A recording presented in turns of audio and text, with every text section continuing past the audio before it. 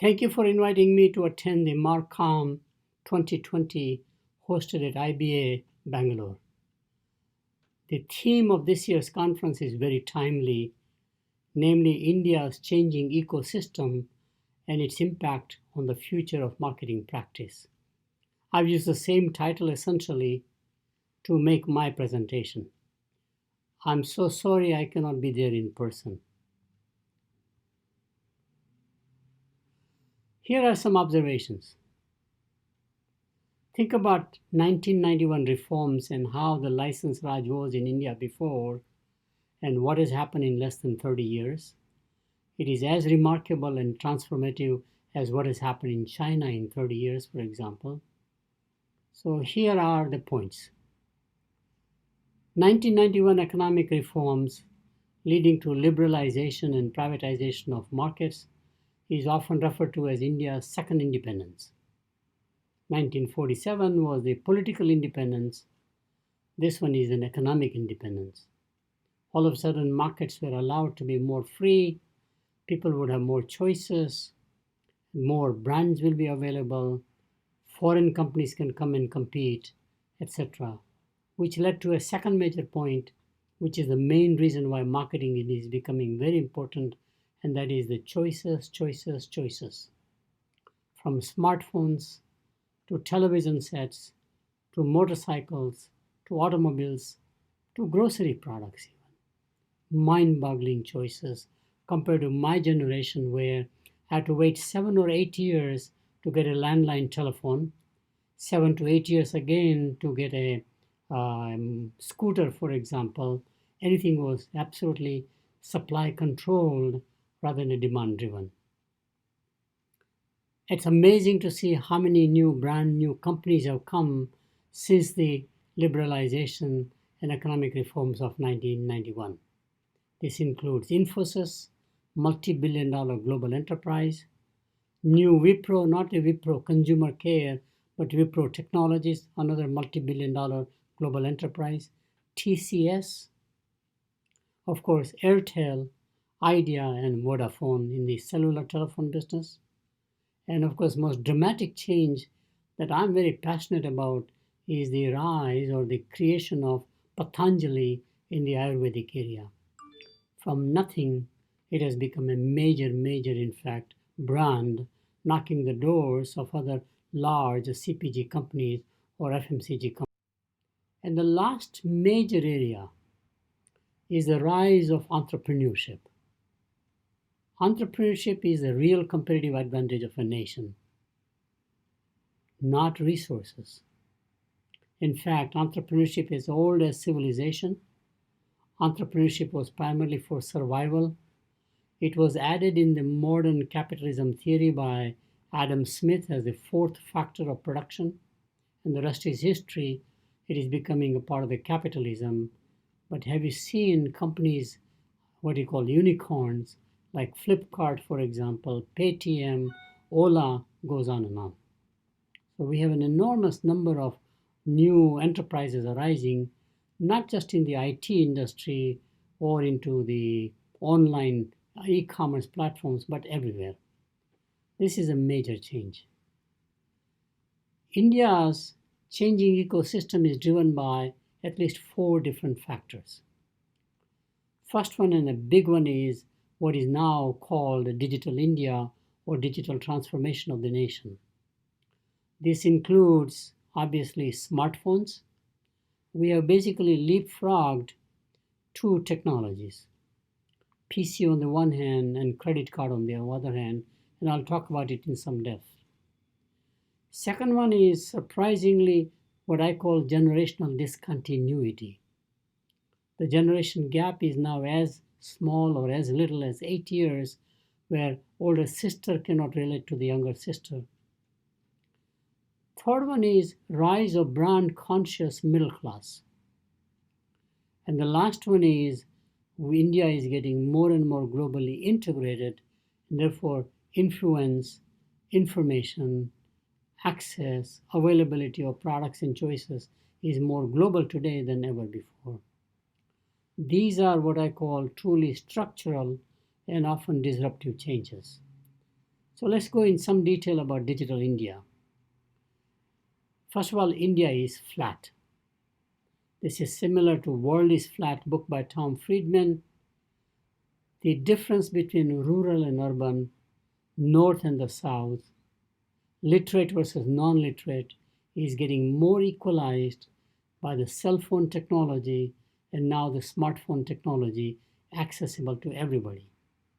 With Reliance Jio and obviously the competitive reaction by incumbents such as Airtel, Vodafone, Idea, the prices have crashed in terms of network access on 4G platform, and now of course it's likely to become 5G. So smartphones, cell phones, broadband networks are all creating an enormous transformation in the society. I call it sadhus and cell phones. The contradiction is here that here is a sadhu who is using cell phones to communicate to the outside world. We are, as I mentioned, leapfrogging both the PC revolution that took place in the US, as well as the credit card evolution that took place over many years. We have simply bypassed by having, of course, e-commerce platforms and online payment systems. Second point is the generational discontinuity.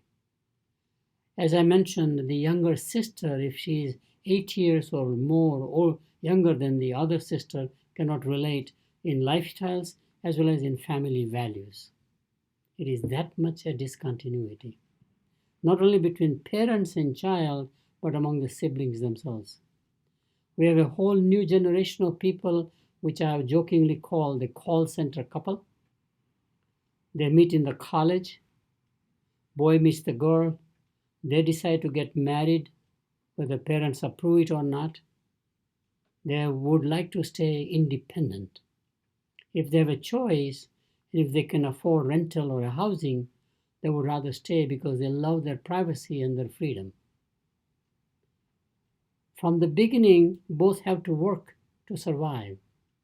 In large metro areas like Bangalore, for example, the rent alone would be so expensive, like a paying guest, that it's impossible to have any savings. India is changing dramatically that way.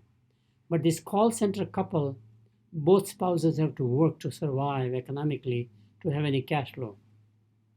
And of course, this generation has not learned the art of homemaking. So cooking, cleaning, and childcare, they're all outsourced. People are eating out more, bringing food, prepared foods at home. Childcare, they don't know how to take care. Often the grandparents come and help them out because they would like to live independently rather than with the grandparents. As I mentioned, the third major factor is the rise of brand-conscious middle class. While the new generation is changing, disruptive quite a lot, the older generation is also evolutionary changing, not just in metro areas, but even in second tier and third tier towns. Today we have branded rice, branded lentils, branded atta. In my generation, that was just not there. You did it at home, or you did additional value add by some milling company nearby, which is very different. Today we also have branded snacks. So in consumer markets, which is the fuel for the economy, this is a very key change. Unbranded and unorganized sector is giving way to branded and organized sector. Last area is India is getting globally integrated through social media, e-commerce platforms. So you get foreign brands and products in India today. And I can get, as a person of Indian origin and Indian diaspora person, during Diwali, any mistai, any sweet or any savory from India, let's say Haldiram's, here in Atlanta. So India is getting more and more globally integrated, not just in the large metro areas, but again in the smaller towns, except for rural villages, it's across the board. Also, Indians are traveling abroad quite a lot. Not only India, tourism within India is very large, especially for all those religious festivals. In my presentation on India's tourism industry, I was surprised that in 2017, 1.3 billion Indians traveled within India primarily at all those religious festivals, weddings, marriages, etc.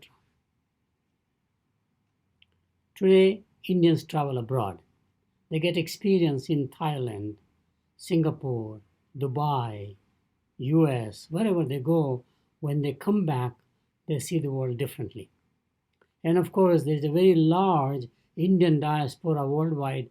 More than 20 million Indians settle abroad, every part of the world, and they're their cousins, uncle, aunts, etc. And there's a huge communication, which is another way of India getting integrated.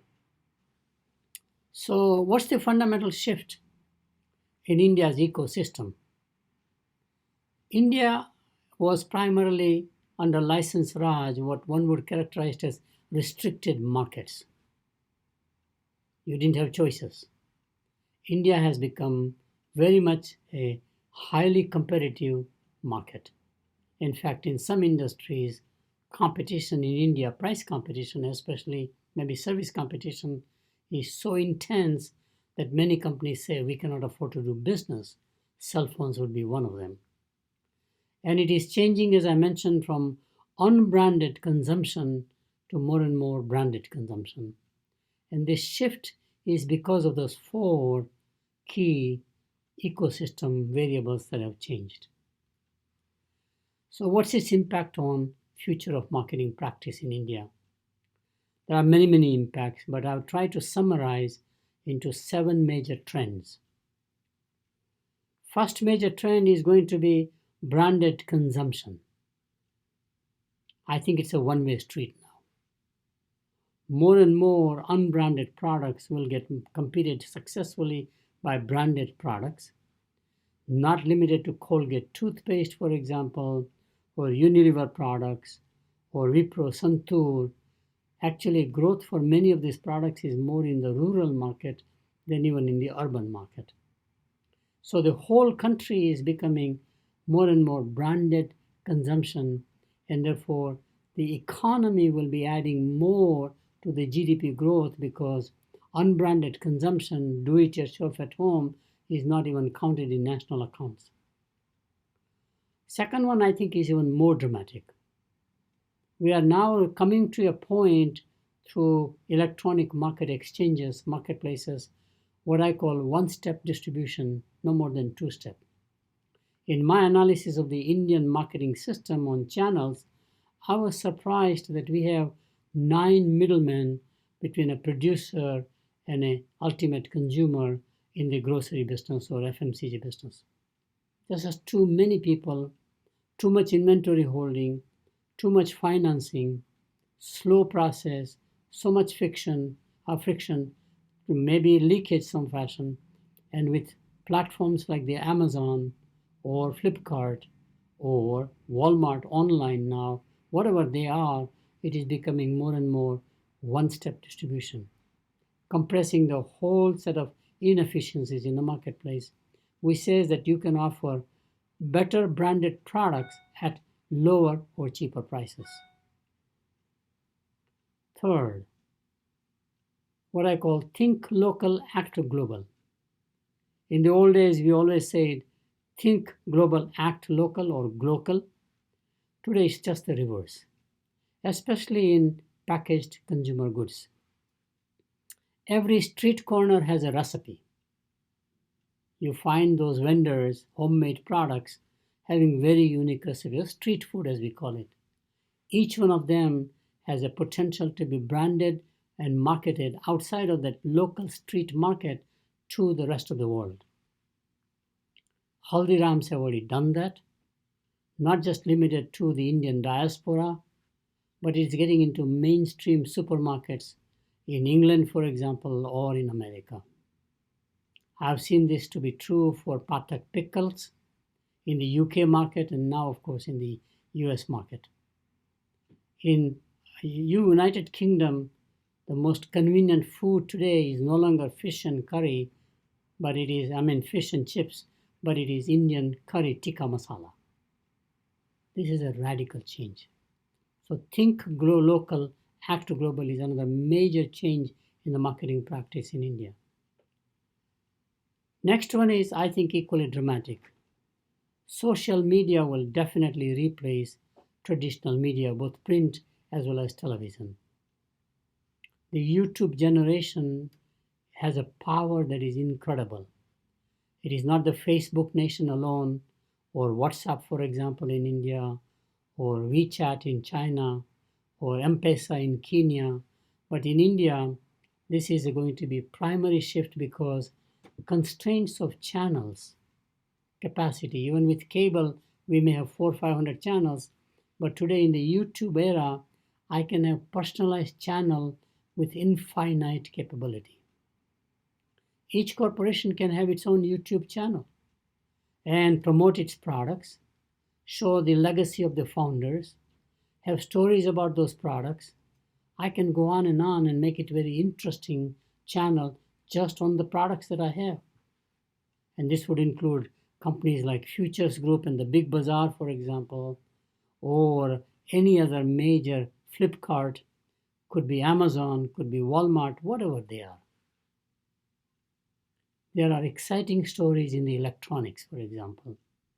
Of course, on the content side, if the content or the product can be digitized, like media, it's even more exciting.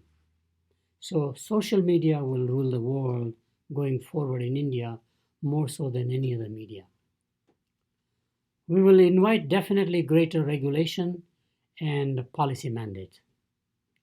When the market goes from a socially controlled market to a free enterprise, raw capitalism, there are both market failures and market abuses. And once you have the failure or abuse, it creates societal impacts that the marketer has to be regulated or made responsible for. Whether those are plastic bottles, for example, single use, or those are the vaping products such as the Juul, whatever they are. Marketing does not realize that it creates collateral damage. It's a potent drug, but like all prescription potent drugs have a side effect, marketing may also have side effects, and therefore you do need regulation, whether we like it or not. I'm a proponent of regulation, although regulation created with the advice and input for all the stakeholders. Next area is what I call online first. While it is clearly true for the millennium generation and Gen Z, as we call them now, people born in 1997 and beyond, but online first now is becoming the platform because of the smartphones, even in tier 2 cities and typically middle class. I will give an anecdote here. If you take a software engineer, 10 plus 2 plus 3, who goes into an IT service industry like a Wipro or Infosys in Bangalore, Delhi, Bombay, any major metro, he has no cash flow at the end of the month. The rent alone will be 30 to 40% as a paying guest. Of course, he's very contemporary, so he has all modern habits of consumption. Has a girlfriend-boyfriend relationship, which means you have to take them out, and they are basically borrowing from the future revenue earning capability. Contrast that with the crane operator in port of Mundra. While the software engineer commands 60,000 rupees a month salary starting out, the crane operator commands 80 to 85,000 rupees. He is usually married, typically 10 plus 2 plus vocational training, and he lives with his parents, he has no rent to pay. Has a wife who is a homemaker, so you don't have to eat out and buy outside food. More savings in the hand of that crane operator than the software engineer in Bangalore. Of course, he would like to invest in motorcycle, he would like to invest in better clothing, schools education, children's education, and maybe something to set aside for the future to take care of elderly aging parents. That person is also online today. So online first, as I said, India is flat. We therefore, other than really rural villages, The whole country is wired. And especially it is wired even more because of the Aadhaar platform.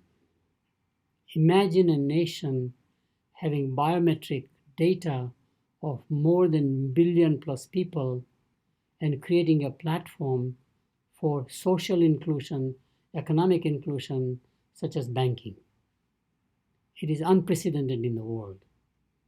It is as transformative and as dramatic as Alibaba in China, for example.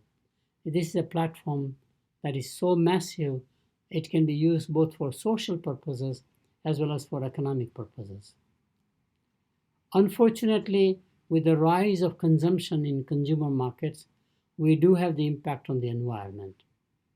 And in my book on Chindia Rising, I actually implored that it is neither the technology nor capital that will slow down countries like China and India, with billion or so people in each market, all wanting to be modern consumption, branded products.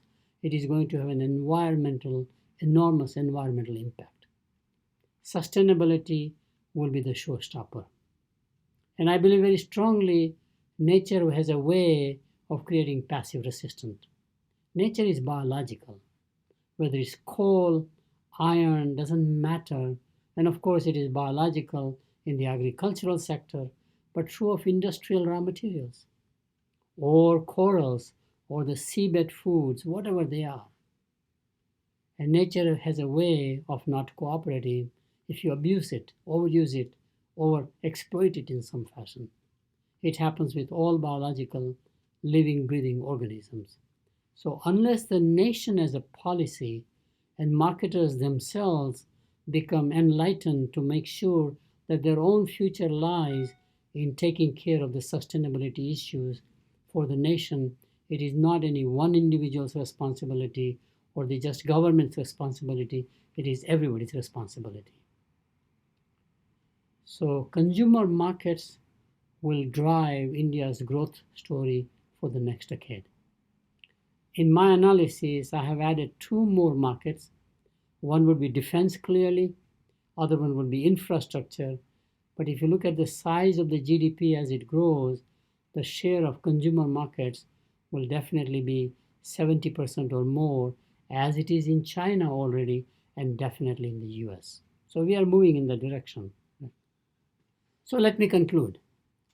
Several structural and nonlinear changes in India's marketing ecosystem will result in new marketing practices and perspectives. Digital India, generational gap, brand-conscious middle class, and globally integrated India are the key drivers of change.